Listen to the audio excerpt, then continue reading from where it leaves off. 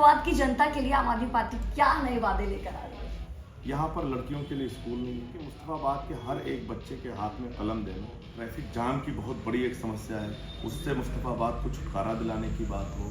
मैं चाहता हूँ कि मुस्तफाबाद को नशा मुक्त बनाया जाए। हाजी यूनुस का टिकट काटना और वहीं आपको मैदान में उतारना, क्या उन्होंने क्षेत्र में काम नहीं किया?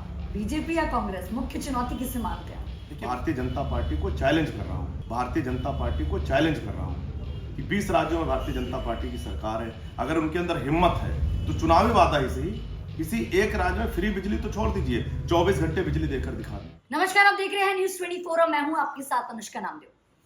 दिल्ली विधानसभा चुनाव को लेकर तैयारियां जोरों शोरों पर है, लेकिन इस बार मुस्तफाबाद सीट पर मुकाबला दिलचस्प होने वाला है, क्योंकि आम आदमी पार्टी ने मौजूदा विधायक हाजी यूनुस का टिकट काटकर मैदान में उतारा है आदिल अहमद खान को।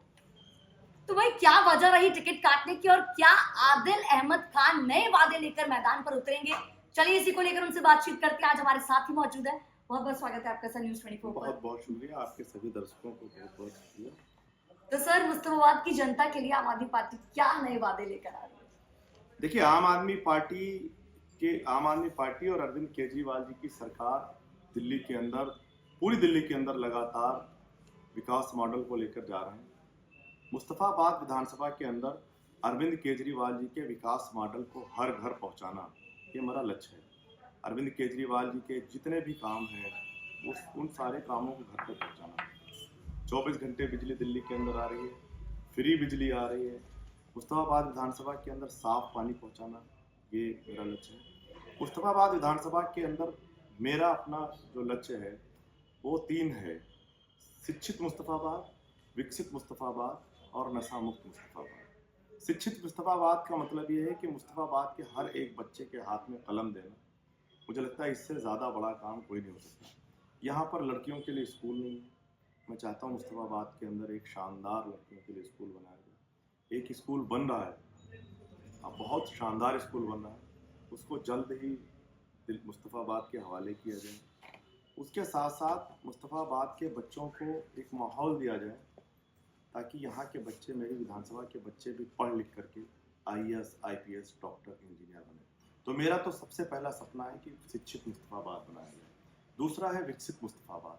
विकसित मुस्तफाबाद में मुस्तफाबाद विधानसभा के अंदर हर एक सुविधा जो दिल्ली के अच्छी विधानसभाओं को मिल रही है, चाहे 24 घंटे पानी हो, अच्छी सड़क हो, साफ नाली गली हो, चाहे यहाँ पर मोहल्ला क्लिनिक और बनाने की बात हो, यहाँ पर पॉली क्लिनिक बनाया जाए, एक मिनी अस्पताल बनाया जाए, यहाँ पर जो ट्रैफिक जाम की बहुत बड़ी एक समस्या है उससे मुस्तफाबाद को छुटकारा दिलाने की बात हो, या और दूसरी समस्याएं जो हैं, जो भी विकास से रिलेटेड चीज़ें हैं उसको मुस्तफाबाद तक लेके आना, ये मेरी दूसरी जिम्मेदारी है। तीसरी चीज़ है नशा मुक्त मुस्तफाबाद। आज मुस्तफाबाद के अंदर हमारे जो नौजवान हैं वो धीरे धीरे नशे की तरफ बढ़ रहे हैं। बहुत सारे नौजवानों को नशे की लत लग चुकी है। मैं चाहता हूं कि मुस्तफाबाद को नशा मुक्त बनाया जाए। तो 3 लक्ष्य लेकर मैं मुस्तफाबाद के लोगों से मिल रहा हूँ, मुस्तफाबाद में जा रहा हूँ। पहला है शिक्षित मुस्तफाबाद, दूसरा है विकसित मुस्तफाबाद और तीसरा है नशा मुक्त मुस्तफाबाद। इन तीनों कामों के लिए मुझे जो भी जद्दोजहद करनी होगी, मुझे जिससे भी मिलना होगा और जितनी भी मेहनत करनी होगी, मैं मुस्तफाबाद के लोगों को आपके चैनल के माध्यम से ये विश्वास और यकीन दिलाता हूँ कि हम अपनी मुस्तफाबाद को सजाएंगे, संवारेंगे और इन तीनों वादों को इलेक्शन के बाद, अरविंद केजरीवाल जी की सरकार बनने के बाद पूरा करेंगे। सर, मुस्तफाबाद की टक्कर किससे है इस बार? बीजेपी या कांग्रेस मुख्य चुनौती किसे मानते हैं? देखिए, मुस्तफाबाद के अंदर सारी पार्टियों, चाहे वो कांग्रेस हो, चाहे भारतीय जनता पार्टी हो, दूसरी पार्टी, ये एक तरफ है और दिल्ली की जनता आम आदमी पार्टी के साथ मुस्तफाबाद की जनता आम आदमी पार्टी के साथ खड़े होकर इन सारे पार्टियों से चुनाव लड़े।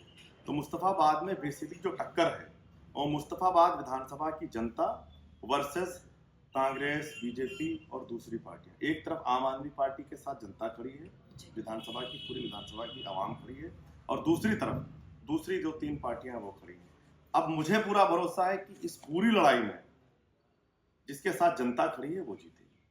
और आम आदमी पार्टी के साथ मुस्तफाबाद की आवाम, मुस्तफाबाद की जनता ऐसे मुट्ठी बांध कर खड़ी है। हाजी यूनुस का टिकट काटना और वहीं आपको मैदान में उतारना, क्या उन्होंने क्षेत्र में काम नहीं किया?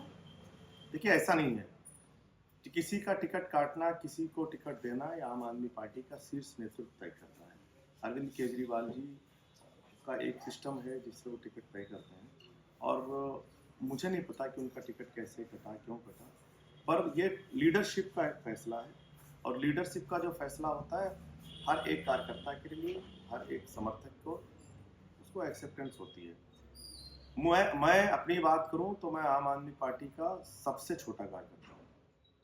आंदोलन से लेकर आज तक के, पार्टी बनने से लेकर आज तक, आम आदमी पार्टी ने जहां भी जिस तरीके से जो भी जिम्मेदारी लगाई, मैंने अपनी पूरी ईमानदारी और पूरी जिम्मेदारी के साथ उसको निभाने की पूरी कोशिश की है। चाहे मुझे गुजरात में पर्यवेक्षक के तौर पर 18 महीने रहना पड़ा हो, चाहे मेरी ड्यूटी मध्य प्रदेश में लगाई हो, हरियाणा में लगाई हो, मैं इस नॉर्थ ईस्ट लोकसभा का इंचार्ज भी रहा हूँ, मैं दिल्ली प्रदेश के संगठन का कोऑर्डिनेटर भी रहा हूँ, उसको कोऑर्डिनेट करता रहा हूँ, आज़ादपुर मंडी में जिम्मेदारी थी। जो भी जिम्मेदारी अरविंद केजरीवाल जी ने और आम आदमी पार्टी ने मुझे दी, मैंने पूरी ईमानदारी और जिम्मेदारी के साथ उस अपनी जिम्मेदारी को निभाने की कोशिश की है। और मैं आम आदमी पार्टी और मुस्तफाबाद विधानसभा के लोगों से, जो हमारे अपने लोग हैं, उनको बड़े जिम्मेदारी के साथ एक बात कहना चाहता हूँ कि मुस्तफाबाद विधानसभा को यमुना पार की सबसे अच्छी विधानसभा बनाना मेरा लक्ष्य है, मेरा सपना है, मेरा ख्वाब है, और मैं उसको पूरा जरूर करूँगा। आदिल जी, केजरीवाल जी की जो घोषणाएं हैं, चाहे बुजुर्गों के लिए, महिलाओं के लिए और ऑटो वालों के लिए, तो इन सभी घोषणाओं का चुनावों पर क्या असर पड़ता है? देखिए, घोषणा नहीं है, ये अरविंद केजरीवाल जी की गारंटी है। आज पूरा हिंदुस्तान अरविंद केजरीवाल जी को दूसरे अगर किसी नाम से जानता है तो गारंटी मैन के नाम से जानता है। अरविंद केजरीवाल जी जो भी वादा दिल्ली की जनता से उन्होंने किया है, उसको 100% 100% पूरा किया है। चाहे वो 24 घंटे फ्री बिजली की बात हो, चाहे वो पानी की बात हो, चाहे शिक्षा की बात हो, चाहे स्वास्थ्य की बात हो, चाहे महिलाओं को फ्री बस यात्रा की बात हो, बुजुर्गों को तीर्थ यात्रा की बात हो, शहीद होने वाले फौजी के घर परिवार को 1 करोड़ रुपए सम्मान राशि की बात हो, फरिश्ते योजना की बात हो, डॉक योजना की बात हो, मोहल्ला क्लिनिक की बात हो, एक एक वादा जो उन्होंने किया है, एक एक गारंटी जो उन्होंने दिल्ली वालों को दी है, उसको जमीन तक उतारा है, उसको पूरा किया है। आज अरविंद केजरीवाल जी ने 2 गारंटियां, बहुत सारी गारंटियां, पर 2 गारंटियां उनकी प्रमुख है। एक है कि हर एक महिला को 2100 रुपए की सम्मान राशि देना। दिल्ली की महिलाएं, हमारी बहनें, हमारी माएँ, ये बहुत कायदे से जानती हैं कि ये किसी का जुमला नहीं है, ये अरविंद केजरीवाल जी की गारंटी है। अरविंद केजरीवाल वो हैं जिन्होंने जो कहा उसको 100% पूरा किया। सबको पता है कि तमाम झूठे भ्रामक भ्रम फैलाने के बाद भी दिल्ली के लोग, दिल्ली की महिलाएं, दिल्ली की माएँ, दिल्ली की बहनें ये जानती हैं कि 2100 रुपये तो उनके अकाउंट में उनका बेटा और उनका भाई ही देगा। दिल्ली के जो बुजुर्ग हैं, जिनको वृद्ध संजीवनी योजना अभी अरविंद केजरीवाल जी ने दिया है, जिसके तहत कोई भी बुजुर्ग जो 60 साल से या उससे ऊपर है, उसको फ्री में प्राइवेट या सरकारी अस्पताल में उसका इलाज मिलेगा। वो लोग भी जानते हैं कि उनका बेटा है अरविंद केजरीवाल, और जो कहता है उसको ज़मीन पर 100% उतारता है। तो अरविंद केजरीवाल जी के गारंटी मॉडल के साथ दिल्ली के लोग खड़े हैं, चाहे वो ऑटो वाले हों, चाहे वो महिलाएं हों, चाहे वो बुजुर्ग हों, चाहे वो छात्र हों, नौजवान हों, कोई भी किसी भी तबके का आदमी हो, किसी भी समाज का आदमी हो, वो अरविंद केजरीवाल जी को गारंटी मैन के नाम से जानता है, और वो ये जानता है कि केजरीवाल जी ने जो भी कहा है उसको पूरा किया है। मुझे पूरा भरोसा है कि ये सारे जो वादे हैं, जो सारी गारंटियां हैं, ये जनता को खूब पसंद आ रही है, और यही वजह है कि दोनों पार्टियां, कांग्रेस और भारतीय जनता पार्टी, मिलकर चुनाव लड़ने लगी हैं। आपने देखा होगा कि इस महिला सम्मान योजना की खिलाफत कौन कर रहा है? कांग्रेस पार्टी कर रही है। कांग्रेस पार्टी के बहुत ही सीनियर नेता हैं संदीप दीक्षित जी, वो जाके चिट्ठी देते हैं और उस चिट्ठी पर तुरंत एलजी साहब संज्ञान ले लेते हैं, तुरंत पुलिस कमिश्नर को लिख देते हैं। हम तो कह रहे हैं भाई साहब कि ये हमारी चुनाव के बाद की गारंटी है। आप कह रहे हो जी ऐसी कोई स्कीम नहीं है, भ्रम फैलाते घूम रहे हैं, ऐसी कोई स्कीम नहीं है। हम भी कह रहे हैं ऐसी कोई स्कीम नहीं है, हम तो कह रहे हैं चुनाव के बाद की गारंटी है। दोनों गारंटियां हैं, और अरविंद केजरीवाल जी ने जब 200 यूनिट फ्री बिजली की बात की थी कि हम दिल्ली वालों को 24 घंटे फ्री बिजली देंगे, तब यही कांग्रेस और भारतीय जनता पार्टी के लोग दिल्ली की गलियों में घूम घूम कर कह रहे थे कि केजरीवाल झूठ बोल रहा है। आज दिल्ली के अंदर 24 घंटे बिजली मिलती है। और मैं तो आपके चैनल के माध्यम से, आपके मंच से भारतीय जनता पार्टी को चैलेंज कर रहा हूँ कि 20 राज्यों में भारतीय जनता पार्टी की सरकार है, अगर उनके अंदर हिम्मत है तो चुनावी वादा ही सही, किसी एक राज्य में फ्री बिजली तो छोड़ दीजिए, 24 घंटे बिजली देकर दिखा दें। ये सिर्फ अरविंद केजरीवाल कर सकते हैं, क्योंकि अरविंद केजरीवाल जी पढ़े लिखे हैं, ईमानदार हैं, इंजीनियर हैं, उनको सिविल सर्वेंट रहे हैं, उनको पता है कि जनता का पैसा ईमानदारी के साथ जनता तक कैसे पहुंचाया है, वो कर रहे हैं। आदिल जी, बड़े मुद्दे क्या हैं मुस्तफाबाद के? देखिए, मैंने पहले ही कहा कि मुस्तफाबाद का मेरे नजदीक सबसे बड़ा मुद्दा जो है वो शिक्षा है। मैं एक पढ़ा लिखा नौजवान हूँ और मेरा ये मानना है कि किसी भी सोसाइटी को अगर आपको आगे लेके जाना है तो उस सोसाइटी के बच्चों को कलम दे दी जाए। मैं मुस्तफाबाद के हर एक बच्चे के हाथ में कलम देना चाहता हूँ।